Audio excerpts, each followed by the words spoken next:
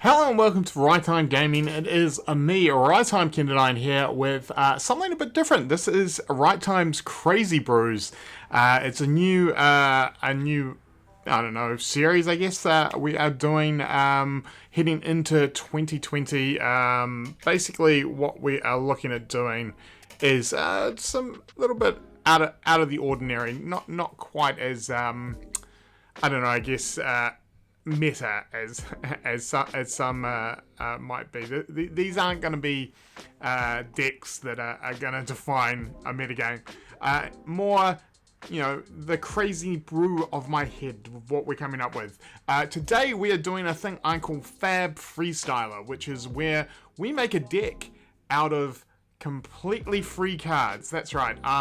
I managed to get these cards completely for free. These were left on the tables at my local hobby store at the end of an Armory event, and I thought, you know what, with Commoner being a thing, let's see if we can actually make a deck for free, like no money spent. And I am going to be playing in a Commoner event today, so I thought I would get down, have a look at the cards, and make a Commoner deck to play in a tournament. And let's see how we do paying $0 to play Flesh and Blood.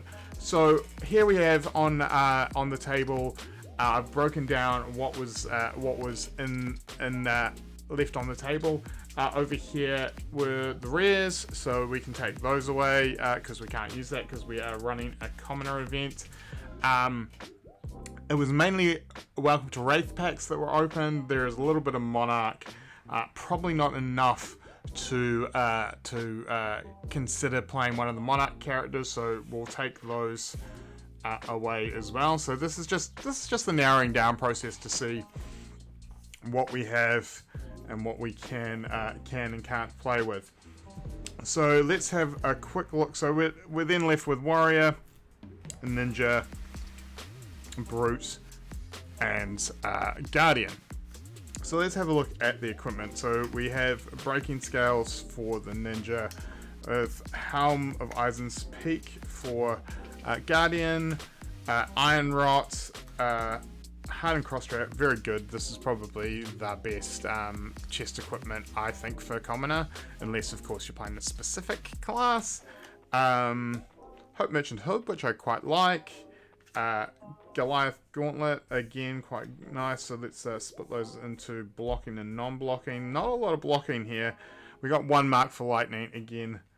I'm not sure how that got in there because it doesn't actually appear to be any other Tales of Aria. I guess the person took the rest of the pack, which is fine. As I said, this is a case of working with what we get as opposed to what we want.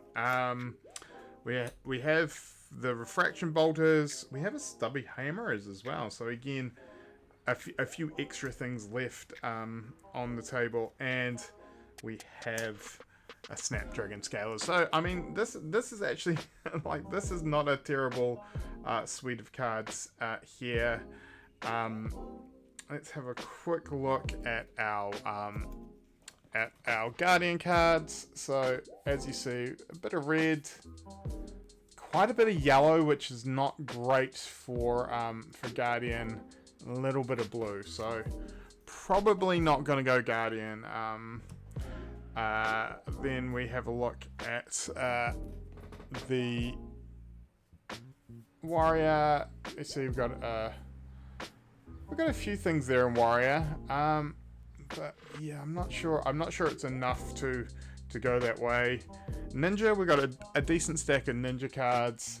The problem with Ninja and Commoner, as you can see here, is that while we have the start of combo lines and the middle of combo lines, like for instance here, we don't have the rest of the combo, which can be a bit hard. So probably, I mean, unsurprisingly, knowing my style of play, I'm probably leaning to Brute. There is actually a decent selection of Brute cards here. Some Wreck-It Romps, a Savage Swing, Smash Instinct, Wreck-It Romp. So again, we got a decent chunk of sixes, some usable usable attacks, and then some decent pumps. So not bad. And then also in the generics we have a few sixes as well. So I think, playing with what I know, I think we're gonna go with Brute, just purely because it is what I play the most of. It is what I'm familiar with, and this is already a pretty hard challenge. So let's not make it any harder on ourselves. But as you can see, there is a decent amount of cards there to possibly look at doing some of the other ones as well. So let's just move this aside. Let's have a look at what we have. So we got 2 Wreck-It Romps in blue, 1 in yellow, yellow Savage Swing, yellow Smash Instinct, red Wreck-It Romp, Smash Instinct, Pack Hunt. And then we get into blue, so into the non-sixes are blue, Savage Swing, Pack Hunt, and in the pumps we have red and yellow Awakening Bellow, blue Primeval Bellow, and 2 red Primeval Bellow. So that's actually quite a nice start there. Probably these cards are the 2 that may or may not make the cut at the moment, but these cards here, it's a good base to start with.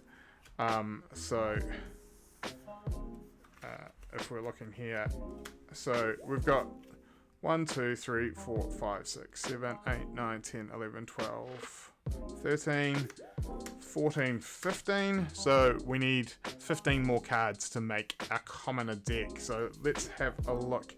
As we said, so that is the Brute stuff. We just move that up here. So then we're looking in at Raging Onslaughts, Barraging Brawn, two yellow Barraging Brawnhides, a Wounded Bull, Demolition Crew, which is one of my favorite cards, so I think we'll definitely probably play that. And so that's another 1, 2, 3, 4, 5. That's another 6 attacks. So at the moment we've got 1, 2, 3, 4, 5, 6, 7, 8, 9, 10, 11, 12. Sorry, 1, 2, 3, 6, 7, 8, 9, 10, 11, 12, 13 6 attacks. That is actually fairly solid. I'd like a few more, but that is a fairly solid start. The problem is we've got a lot of red already, so we've got 1, 2, 3, 4, 5, 6, 7, 8. 8 red, and then 1, 2, 3, 4, 5, 6, 7, 8. 8 yellow, and only 1, 2, 3, 4 blue, which is going to be a little bit of a problem because at the moment, because we do have some expensive attacks. So let's have a look at. So let's just take these into there, and let's have a look at what else we've got. So in yellow, we've got a Scorn, we've got Demolition Crew, we've got Razor Reflex, Nimblism, a Pummel, which is probably very good to look at, Barraging Brawnhide, Flock, Slogism, Wounded Bull, Flock, Regurgitating Slog, Raging Onslaught, Wounded Bull, Nimblism, Raging Onslaught, Nimble Strike, Pummel, that's a Nimble Strike, yellow, red, Nimble Strike, Nimblism, Unmovable, Nimblism, Razor Reflex, Scour the Battlescape, Slogism, Flock, 1 Overpower, that's a random Overpower from, I guess that's, was that Crew? No, Monarch, that's the Monarch. Yinty Yanti, Stony Wooten Hog, and Unmovable. So straight off the bat, cards that will definitely work in the deck we're going to go with the unmovables, good solid defense. Obviously pummels always handy in a deck that has a lot of 2 attacks. We'll go pummel blue. I really like Raging Onslaught because it is, especially in this build, it's just going to be a blue that blocks for 3, which is solid. It ups our blue count and helps blocking. Now we're looking, and now we're looking into having to be a little bit different and a little bit tricky with what we've got. So so what do we have up here? Let's do this a quick count. So before we start putting stuff in, the initial count, we've got 1, 2, 3, 4, 5, 6, 7, 8, 9, 10, 11, 12, 13, 14, 15, 16, 17, 18, 19, 20. So we need 20 cards. So this is going to be interesting because this is where the options are getting a little bit dicey. You're making a few interesting decisions. So we've got 1, 2, 3, 4. So 4 more blue. That's good. So 5, 6. So now we're needing 14 more cards from what we've got here. So what we can do is we can either just try and look to consolidate what we're already doing, which is probably going to be blocking, swinging with the club, and looking to get a couple of big attacks in here and there. So with that in mind, probably what we would look at is we'd look at putting in the Slogisms for some big hits. So Slogisms in there. And because we're putting in the Slogism, we may as well play the 1 regurgitating slog, because that will give us the option of hopefully having a shot at a big regurgitating slog. Again, what I like here is I do like Demolition Crew, and again, it's yellow. It could get Dominate if we wanted to, but more to the point, we're probably going to pitch that just to swing the club. And so now we're at 1, 2, 3, 4, 5, 6, 7, 8, 9, 10. So we're looking for 10 more cards. Now this is where I think we're going to go a little bit off what we normally would, and so we've got the Snapdragon Scalers in here, so I think quite possibly it may be worth looking at putting in some 1-cost attacks to possibly help out with using Snapdragons, and just doing a couple of sneaky things, like we have Razor Reflex in here, and we have a Razor Reflex in here. So quite possibly looking at putting a couple of Razor Reflexes in, just to catch people off guard, because we do have the Savage Swings in here, which are razorable, and if we put in a couple of extra razorable attacks in here, it may be worth it. The other thing that I noticed, we have a lot of Nimblisms and some Nimble Strikes. So quite possibly, again, not the greatest deck. Like I wouldn't consider this a perfect deck, but again, as we said, this is freestyle. This is working with what you've got. So let's go from there and see what the deck looks like when we put it into color ratio. So we've got 38 cards, so we need to add 2 more in. Again, not a lot left in here, so probably what we are looking for is, first off, let's see if there's none of the stuff that we have left blocks for 3. So That's not great. But what we do have here is we have the Scour, the Battlescapes, and I think these are going to be interesting because with the Scour of the Battlescapes, there we are, we have it in red and we have it in yellow, and so these, you may put this card from your hand, may put a card from your hand on the bottom of your deck if you do draw a card. If Scour the Battlescape is played from your arsenal, go again. So this does help with arsenal cards, maybe able to sort our hand out a little bit. Yeah, but so here, I mean, this is a very mishmash of a deck. But again, as we said, this is working with what you've got. So we've got 1, 2, 3, 4, 5, 6, 7, 8, 9, 10, 11, 12, 13 reds.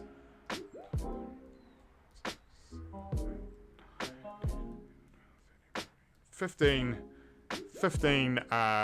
yellows, and 1, 2, 3, 4, 5, 6, 7, 8, 9, 10, 11, 12, and 12 blues. So I think we've got a good setup here for colors, and I think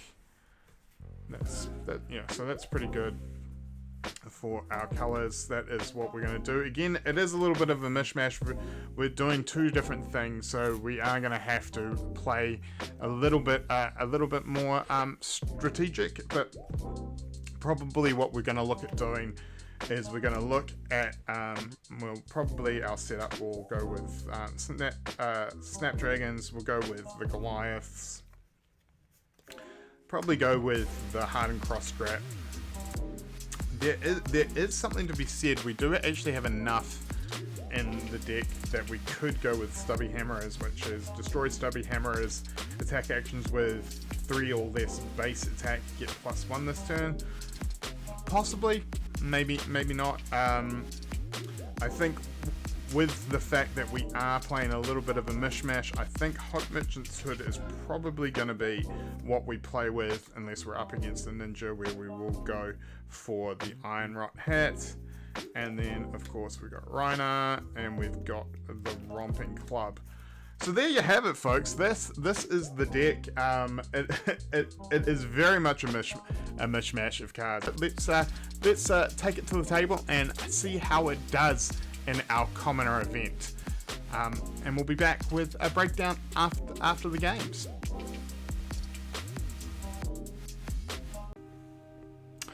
Hello and welcome, folks. Sorry about this. I realized that when I recorded this and the other matches off Discord, that I had only done the capture window. I hadn't actually captured the audio, so I'm just going to commentate over the top of this match. This is our round 3 match. Round 1 I got a bye, so you take a win where you can. Second round we played a Benji and lost in a very close game to basically we were both on, I believe, 1 or 2 life, and he managed to hold on to 1 unblockable card to finish me off in that matchup. So that was a very close match. But this is round 3. This is Lexi versus Reiner, and of course this is the Reiner deck built out of cards that were left after an Armory event. So we're just going to commentate this one and show you how the deck plays. It's a little bit of an unorthodox deck, but I still won the dice roll. I'm still a brute player, so even though it doesn't have a lot of intimidate in it like Reiner is used to, I still want to go first and try and force basically either some damage through turn 1 or get Lexi on the back foot, having to block with some of those key arrows that they are looking to use. I believe I'm not sure at this point what type of Lexi my opponent's playing. He is playing with the Death Dealer and Bullseye Braces, so it doesn't really give you a big read. This turn is starting out with my favorite card from Welcome to Wraith. It is the red Demolition Crew showing a blue Wreck-It Romp, and so that means we're coming in for 6 Dominate turn 1. He blocks here with an Overflex, which is just 2, so he takes 4 damage first turn, and we're pretty happy about that. I get to Arsenal, I believe, a red Primeval Bellow, which is another one of my favorite cards from Welcome to Wraith, and we go to his first turn. So he's taken 4 damage turn 1, and only basically got to cycle through 1 card, which I think is a bit of a win for us in this commoner format. So you see here he is using his Deep Blue on turn 1, putting a card to the bottom of his deck to get those 3 resources. So we can tell that he's obviously wanting to probably go wide in this deck. Dazzling Crescendo there, using Death Dealer to put it into play. And then he's starting with an Entwine Lightning, fusing it to give it go again. And so that, I believe, is coming in for 3, which we just block with a red Raging Onslaught, so fully blocked. Again, those Raging Onslaughts blocking for 3 is a godsend in this type of deck. Here we are, the Dazzling Crescendo coming in for 3, I believe. It's fused, so I think we're looking to cover that up again, and that is another red Primeval Bellow. I think I was trying to see if I could hold on to it to get maximum value, but decided to put it in because I saw this coming. He was going wide. He is firing off a Frazzle here. That is fused as well, because we know he's got that fused card there. So that means if it hits, it does an extra damage. So I let that go through, taking 6 damage here, going to 14. So he really did have a good turn to fire back. But I felt with the 2 cards that I had in hand, which was blue Wreck-It Romp and yellow Wreck-It Romp, that means that I'm guaranteed an Intimidate and I'm guaranteed to be able to pay for the club. So that means the club's going to be coming in for 10 here off the back of a red Primeval Bellow. So I discard the blue Wreck-It Romp, I get a Intimidate, plus of course the Romping Guard gets +1 for a 6 being discarded. So just rolling here to decide what we are going to intimidate. So now he's only got 3 cards to block 10 damage coming at him. There we go, pitching the yellow Wreck-It Romp, swinging the club for 5, +5 off the Primeval Bellow because it's the next brute attack, so it works on the club. So this is a great second turn off just 2 cards in hand, and 1 in arsenal, coming in for 10. So now he's left with a decision on how much he wants to block and how much damage he wants to try and send back at me the following turn. So here he just blocks for 4, so he is taking 6. So he's obviously holding on to some cards, wanting to do some damage. This is a very aggressive. It's very obvious that this is a full lightning deck now, which is strange that he didn't use Mark of Lightning, but obviously it's a go wide deck, so he did try with that Bullseye Braces and of course the Snapdragons as well. So now he's pitching an arrow here.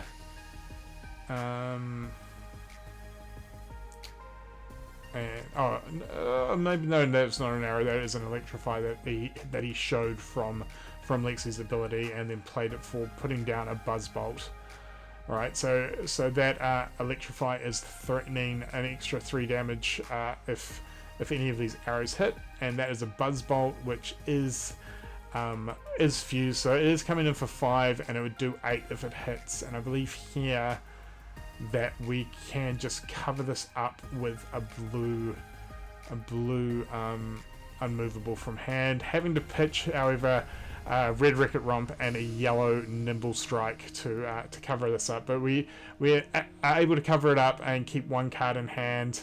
So this is the sort of secondary game plan of just blocking with 3 cards, stopping as much of a threat coming through, then swing with the club afterwards, which is presenting 4, which is a break point. If you block, or you can just do what my opponent did and just take 4 here, going down to 6. So obviously wanting to hold on to his hand, I believe, you know, he feels like a 5-card hand should be able to push through a lot of damage. There we have, again, another Electrify off Lexi, so it's the next card's going to have go again, plus he gets to play the Electrify out. Playing the the Death Dealer to play. I believe that's a Frazzle, maybe.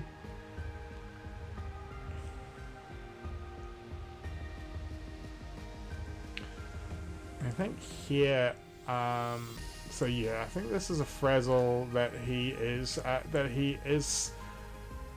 showing the fuse here, but I think it's only coming in for 3. So I think we look. And now, if I remember rightly, this is a sort of a semi-awkward hand for me on whether or not I'm going to be able to get a swing back. So I'm thinking hard about just what he's going to follow this up with, and what I can hold on to possibly have a swing back. So yeah, here you see it's coming in for 3. So I use a Nimblism and my one piece of equipment that blocks, which is the Iron Rot Helm, to block 3 here. That Electrify is still live. He pitches another card to play an Overflex, which gives him Go Again. Not Go Again, gets some reload. Naturally has Go Again. So his next arrow, which is a Dazzling Crescendo that he puts into Arsenal there, is going to get +3. And here, trying to come in with that cheeky ball lightning. This is where I think if he had marked for lightning, this deck may have been a little bit more frightening. Here I decide, so I cover that up with a Savage Swing, and I think I've just decided that I'm going to fully block out with my hand this turn. And this is where playing a deck of cards with what you had actually came to help me, because I wouldn't normally play yellow unmovable in my hand, but I had a blue Raging Onslaught and a yellow unmovable, and so that yellow unmovable fully covers up the Dazzling Crescendo, so no damage gets through. The Electrify doesn't trigger, so that is a big blocking turn there. All I can do is pass and draw up, but more importantly, he sent 5 cards at me and did no damage, which can be a little bit backbreaking for Lexi, because obviously there's only so much damage a Lexi deck can do, or a Ranger deck in general, with arrows. Luckily the Lightning deck has a little bit more to it, so I believe that is a Frazzle that he's putting in there off the Death Dealer. Plays out the Invigorate, comes in, fusing that Frazzle. Is it it's either a Frazzle or a Dazzling Crescendo. Sorry, the glare off the lights makes it a little hard doing this in voiceover after the fact. So here again, I believe I have a bit of an awkward blocking hand again. So blocking, just going there, taking 3 damage from the Electrify. It's taking 3 damage from the Frazzle, I should say. And having blocked with the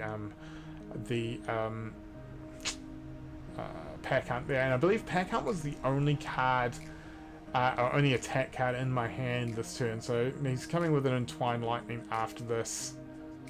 Again, making my blocks a little bit hard. So blocking here with a Nimblism, taking 2, going to 9, followed up by another Entwine Lightning, which I take 3 for here, going down to 6. Yeah, and so again, just an awkward blocking hand as comes, but it means that I can still swing and Arsenal, which is what I want to do here. So I believe, so I swing, pitching the pummels, just swing with the club here, and I believe I get to Arsenal a blue Regurgitating Slog there. So he just takes that, goes to 2. Again, he is not blocking. he is trying to set up turns and just kill me, which I guess at 6, I feel like he probably feels like with a full hand he has a chance of doing it. So again, I believe that's either another Dazzling or a Frazzle, maybe a Frazzle. Coming in with the Overflex.